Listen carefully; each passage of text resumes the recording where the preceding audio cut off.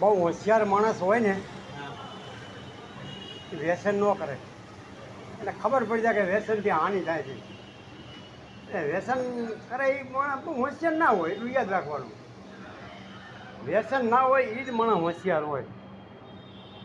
વ્યસનથી કેટલી કેટલી હાનિઓ થાય છે માણસને, તોય માણસને ખબર નથી પડતી. એટલે સમજીને જીવવું હોય તો કંઈક કરવું પડે, એ તો સારું. બાકી રમણ ભમણ જિંદગી જીવો એટલે એમને રમણ ભમણ જવા નહીં. બીજું એ કે ધરતીને ટેકો દેવો હોય તો કાંઈ એમને તો દેવાય નહીં. કાંઈક હથિયાર જોઈએ. એ હથિયાર છે શીલવંત.